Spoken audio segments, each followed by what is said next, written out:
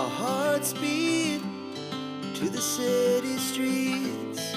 We began to feel the fire. We rise like tall buildings as the chemicals they take us higher. The night's young and it's just begun as she puts her hand in mine. Yan, isang magandang tanghali, isang mainit na tanghali sa inyo mga buddy. Dito tayo ngayon sa The Garden of the Divine Word, Columbari sa Quezon City. At nagpark muna tayo ng motor dito sa may bandang gilid. Yan, nandito pa lang tayo sa labas. Nandiyan nakapark ng ating motor. Nandito pa lang tayo sa labas sa malalaking puno dito. At nagpapahinga muna bago tayo pumasok dun sa pinakang Columbari. Yun ang daan sa may bandang gilid dito. Ayan yan, doon sa may dulo punta natin. Ngayon ay papasilip ko muna sa inyo kung ano yung makikita nyo dito bago pagpasok nyo dito sa loob. Bali pagpasok nyo, hindi pa mismong Columbari ang bubungad sa inyo, may malalaki pang gusali dito. Doon tayo nang galing, diyan tayo nag-entrance kanina. Ang idea ko lang sa lugar na to, parang yung mga gustong magpare ay dito nag-aaral ng pagkapare nila.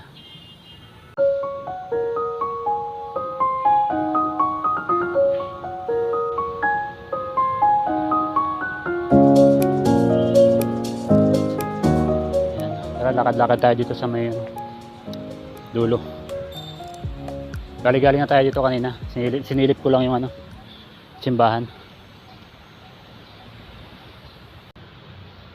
Ito, may isa pang malaking gusali dito.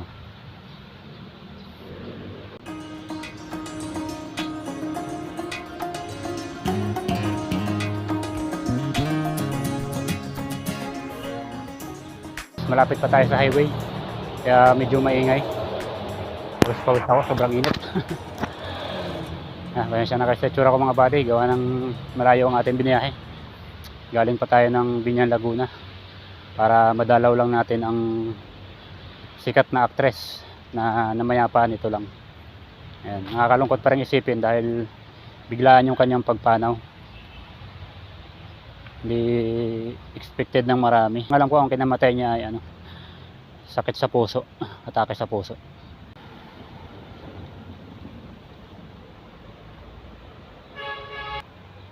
Parang nga to, misyonaryo. Ibang term doon mga buddy. Yung mga gusto magpare. Lagi tayong on the spot vlog. Kaya minsan po may mga nasasabi ako na hindi tumutugma sa ating mga binablog. Ay pasensya na po kayo. Pwede nyo naman po akong i-correct sa comment section. Tumatanggap naman po tayo ng mga suggestion o correction sa ating pagbablog. At aminado naman po ako na hindi po ako ganun magaling. Ang layunin lang po ng ating channel ay maigala kayo sa mga abandonadong lugar at makapagbigay ng konting impormasyon. Gayon na rin po sa mga sikat na personalidad na mga namayapa na maipakita ang kanilang himlayan o yung kanilang huling hantungan. Para na din po dun sa mga tao na umiidolo sa kanila. Kahit man lang dito sa ating munting channel ay maipakita ko sa inyo. Ito mga buddy, dito pa lang tayo sa may labas ng Columbari. Diyan tayo mag-entrance sa may guard. Sa The Garden of the Divine Word. Ayan. Tara, pasok tayo sa loob.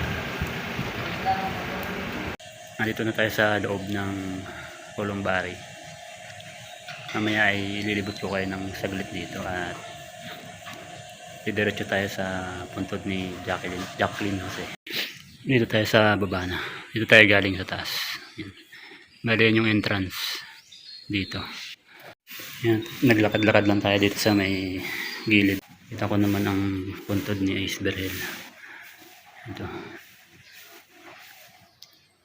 Ace Berhel. Idol yan, action star ng pelikulang Pilipino.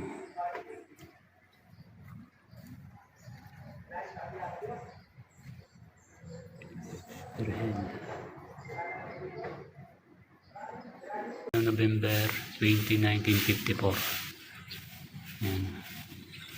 Tapos, nilagay siya ng December 15, 2007 lang. Yan. Masyado makita.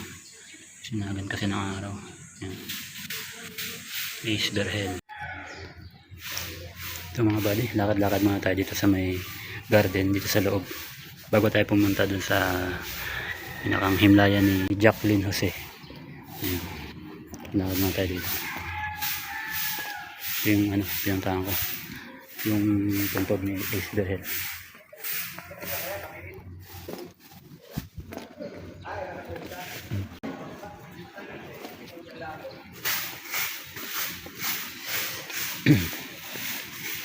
Ito yung pinakang gitna niya mga buddy.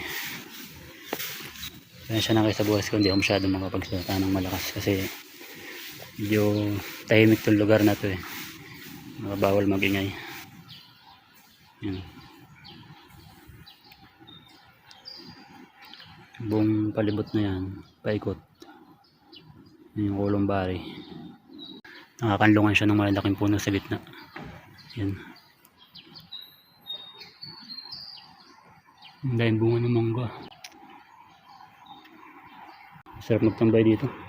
Malamig. Ito yung daan sa entrance at exit. Papasyal ko muna kayo dito sa loob.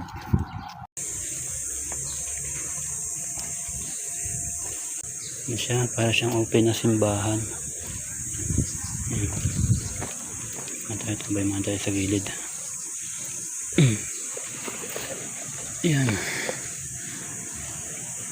Galing. Yan yung pwestuhan ng pare. Oh. Sa taas. Dito yata sila nagmimisa pag mayroong ililibing. Yan. Dito tayo sa bandang gitna. Tayo galing sa puntod ni Ace Berhel kanina. Doon tayo bumaba. Yan sa hagdan na yan. And maraming salamat po pala sa patuloy na sumusubaybay sa ating munting channel. At kung hindi ka pa nakasubscribe sa aking channel ay pakiclick na po ang subscribe button para updated ka po lagi sa mga bago kong upload. Yan, gumagala po tayo sa mga puntod ng mga sikat, mga abandonadong lugar at kuminsan sa mga pasyalan po, pumapasyal din tayo.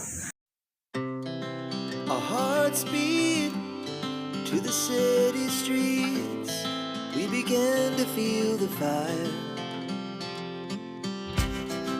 We rise like tall buildings as the chemicals they take us higher.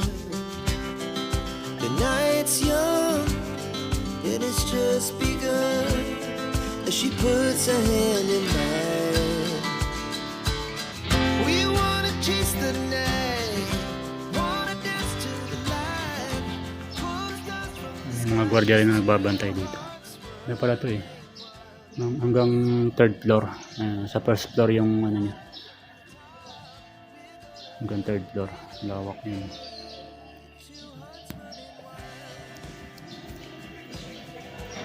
May elevator din kung tinatamad kayong umakyat ng hagdan. May elevator din sila dito. Hindi na tayo pupunta dyan sa banda dyan kasi wala naman tayo sadya dyan. Dito lang tayo sa sa pinaglagakan ng abo ni Jacqueline Jose. Lakad lang tayo sa gilid ng mga body. Dito na tayo sa puntod niya.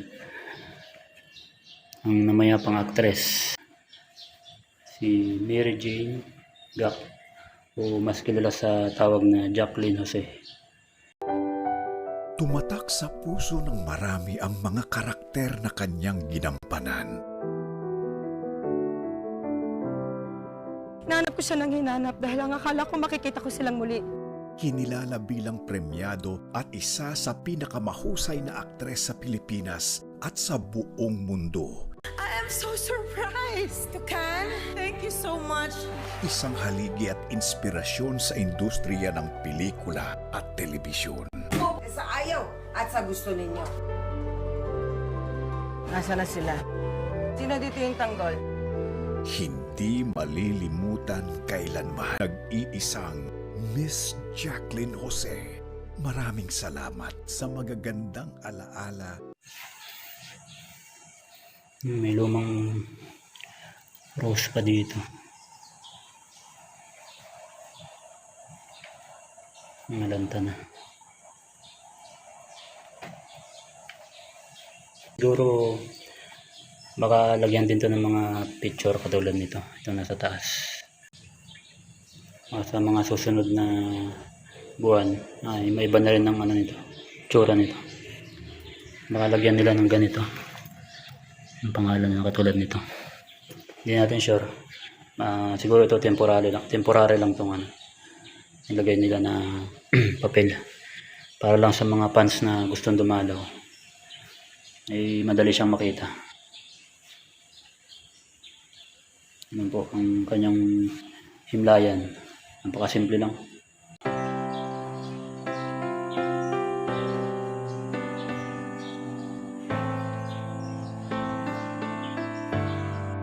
Salamat po sa kontribusyon nyo sa pelikulang Pilipino at mga teleserye na inyong ginanapan. Ang karangalan po ang marating inyong himlayan.